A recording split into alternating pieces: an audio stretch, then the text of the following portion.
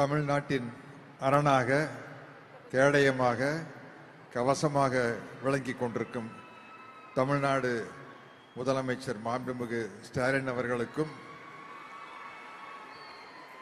அவருடன் தோளோடு தோள் நின்று போர்ப்படை தளபதியாக விளங்கும் துணை முதலமைச்சர் உதயநிதி ஸ்டாலின் அவர்களுக்கும், மற்றுமுள்ள அமைச்சர் பெருமளுக்கும், சட்டமன்ற உறுப்பினர்களுக்கும், அதிகாரிகளுக்கும், மக்கள் அனைவருக்கும் என்னுடைய முதல்கண் வணக்கத்தை தெரிவித்துக் கொள்கிறேன். இவங்களுடைய சாதனை எல்லாம் பார்க்கல ரொம்ப எனக்கு வியப்பா இருக்குது. நான் உங்களுக்கு முன்னாடி நிற்கும் போது கொஞ்சம் உயரமா இருக்கிறதுனால உயரமா தெரியுறேன். இல்லாட்டி உங்களுடைய சாதனைக்கு முன்னாடி நான் இவ்வளவுதான். இவ்வளவு பெரிய வெற்றி, உங்களுடைய வாழ்க்கை பிரச்சனைகள் எல்லாம் சொல்லும் போது எனக்கே ரொம்ப வியப்பா இருக்குது, அதிசயமா இருக்குது. எந்த அளவுக்கு மனதைரியத்தோட நீங்க உறுதியோட வாழ்க்கையில உழைச்சிருந்தீங்கன்னா இந்த அளவுக்கு வந்திருக்க முடியும் அப்படின்னு நினைக்கிறேன். ஏன்னா எனக்கு இது புரிஞ்சுக்க முடியல. நான் கொஞ்சம் வசதியான குடும்பத்தினுடைய பின்புலத்திலிருந்து வந்ததுனால உங்க கஷ்டங்களை எல்லாம் நேரில் பார்த்து தெரிஞ்சுக்க முடியாது. நீங்க சொல்லும் போது எனக்கு வியப்பா இருக்குது. எப்படி இந்த அளவுக்கு தைரியமா இந்த மாதிரி ஒரு வறுமையின் பிடியில் இருக்கிற ஒரு குடும்பத்துல நான் இருந்திருந்தேன்னா இப்படி என்னால வந்திருக்க முடியுமான்னு என்னால தெரியல. அது இந்த கண்கொள்ளா காட்சியை பார்ப்பதற்கு இங்கு தந்தை பெரியாரும், அண்ணாவும், முத்தமிழறிஞர் டாக்டர் கலைஞர் அவர்களும் இல்லையே என்ற வருத்தம் தான். ஏன்னா அவங்க கண்ட கனவுதான் இது. உங்களுக்கு தெரியாது, இது இதனுடைய திராவிட மாடல் அரசு, திராவிட சித்தாந்தத்துக்கும் உங்களுக்கு எல்லாத்துக்கும் கடவுள் நம்பிக்கை இருக்கும், அது தனி விஷயம். ஆனா உங்களுடைய முன்னேற்றம் என்பது இந்த திராவிட சித்தாந்தத்திலிருந்து தான் ஆரம்பிக்குது. அது 100 வருஷத்துக்கு முன்னாடி நீதி கட்சி காலத்திலிருந்து ஆரம்பிச்ச விஷயம். முத்துலட்சுமி ரெட்டி அப்படிங்கிற ஒருத்தர் தான் ஒரு மிகப்பெரிய சாதனை படைத்த முதல் பெண் மருத்துவர். அதுக்கப்புறம் மூவலூர் ராமாமிர்தம் அம்மா அவர்கள் ஒரு மிகப்பெரிய புரட்சியை செய்து பெண்களுக்காக பாடுபட்டார். இப்படி தொடர்ந்து வந்திருக்குன்னா இன்னைக்கு நீங்க எல்லாம் இந்த அளவு இருக்கிறது காரணம் அதனுடைய வேர் எதுன்னு பார்த்தீங்கன்னா இந்த 100 வருட திராவிட சித்தாந்தத்தினுடைய வீச்சு தான் நீங்க எல்லாம்.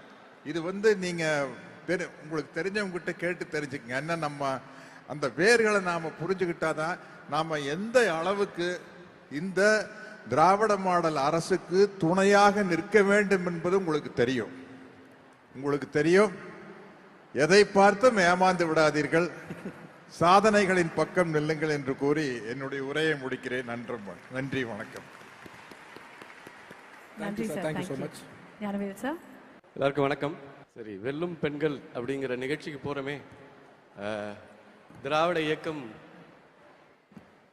பெண்களுடைய முன்னேற்றத்துக்கு என்ன பண்ணிருக்குன்னு படிக்கலான்னு நேற்று நைட்டு உட்காந்தேன். கிட்டத்தட்ட ஒரு 4.5 மணி நேரம் போயிடுச்சு படிக்கிறதுக்கே.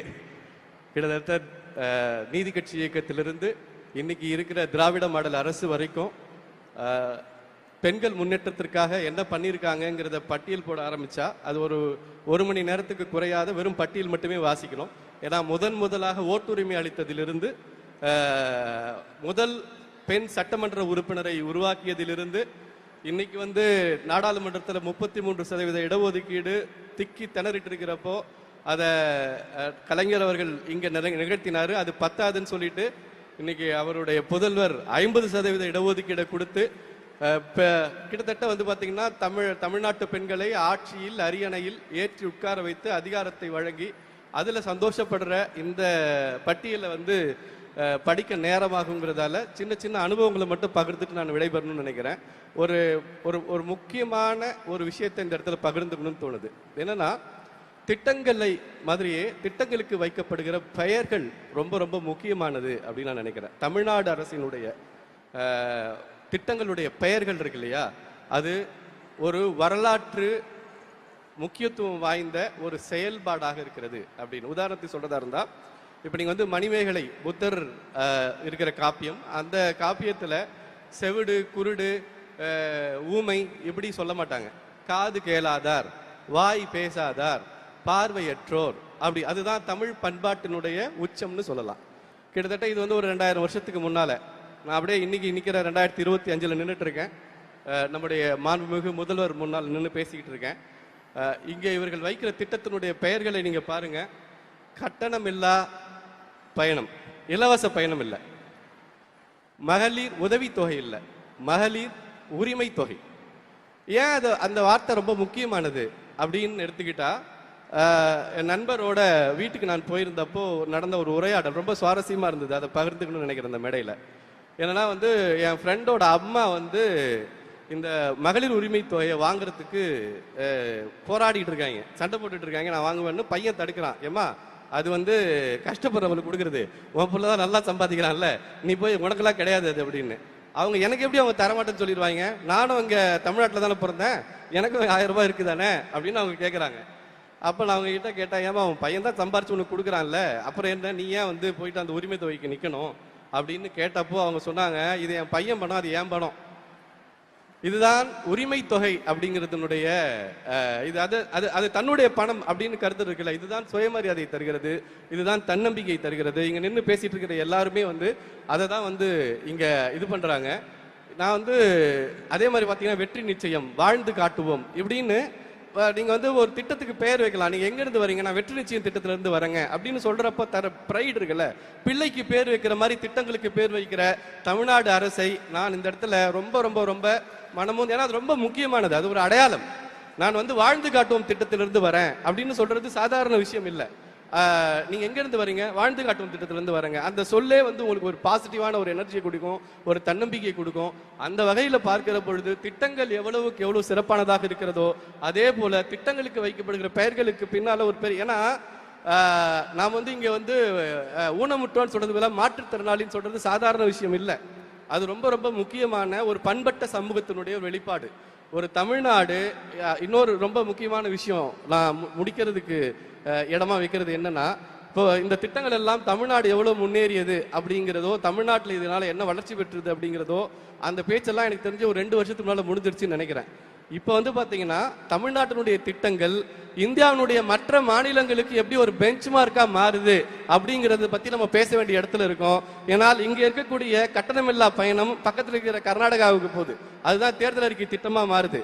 அதே மாதிரி இங்கே பயன்படுத்தக்கூடிய அத்தனை திட்டங்களும் வந்து பாத்தீங்கன்னா வட இந்திய மாநிலங்கள் வரைக்கும் வந்து பரவிக்கிட்டு இருக்கு. ஒரு ட்ரெண்ட் செட்டரா ஒரு பெஞ்ச் மார்க்கை உருவாக்கி கொண்டிருக்கக்கூடிய தமிழ்நாடு அரசின் அது கூட பாருங்க, தமிழக அரசு தான் முன்னாடி சொல்லிட்டு இருந்தேன், இப்ப பாருங்க தமிழ்நாடு அரசு தான் வாயிலே வருது, தமிழக அரசு கூட வரமாட்டேங்குது.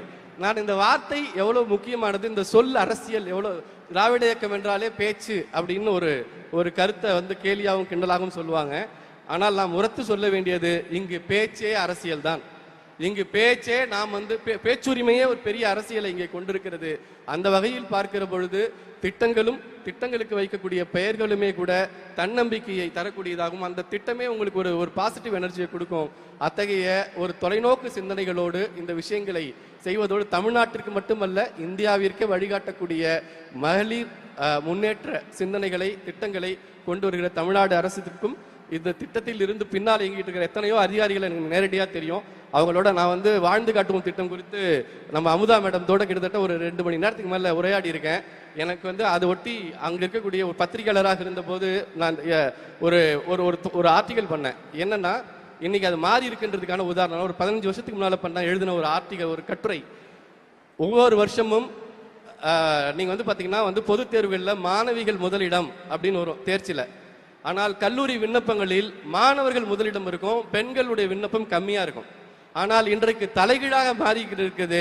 ஏன் அப்படின்னா, தனக்கிட்ட 1000 ரூபாய் இருக்கு, நான் போய் அப்ளிகேஷன் வாங்கிக்கணும்னு அவங்களால சொல்ல முடியும். என்கிட்ட பணம் இருக்கு, நான் போய் ஃபீஸ் கட்டிக்கணும் அவங்க சொல்லிக்க முடியும். யாரையும் நீ படி தாண்ட வேணான்னு சொன்னியா, நான் உனக்கு வந்து பயணம் செய்யறதுக்கு இலவசம் தப்பாயிருச்சு, கட்டணம் இல்லா பேருந்து வந்து உனக்கு நான் தருவேன்.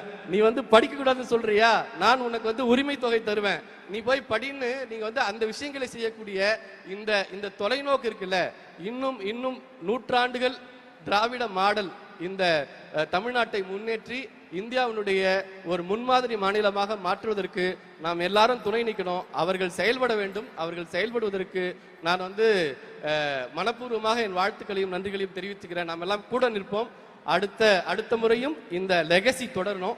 எப்படி வந்து முதல் முறையாக 1926 மகளிருக்கு ஓட்டுரிமை கிடைத்ததோ அதே மாதிரி இன்றைக்கு தமிழ்நாட்டு பெண்களுக்கு சிறகு முளைத்திருக்கிறது. உங்கள் அத்தனை பேருக்கும் என் மனம் நிறைந்த வாழ்த்துக்களை தெரிவித்துக் கொள்கிறேன். நன்றி. ஞானவேல் சார், நீங்க சொன்னது போல 100% நீங்க சொன்னதுல ஒரு உண்மை இருக்கு. நிறைய மாநிலங்கள்ல இது போல சிமிலர் ஸ்கீம்ஸ் இருந்தாலும் கூட யாருமே மகளிர் உரிமை தொகைன்னு அவங்கள ரைட்டா சொன்னதே இல்லை. அவங்களுக்கு ஒரு சின்ன தயக்கம் இருந்துகிட்டே இருக்கு. உரிமைன்னு சொன்னா எங்க உரிமையா கேட்டுருவாங்களோ அப்படின்னு. அதனால உதவி தொகைன்னு சொல்லிட்டு இருக்க நேரங்கள்ல நம்ம ரொம்ப ரைட்டா ரொம்ப சரியா பேர் வச்சிருக்கோம், மகளிர் உரிமை தொகை.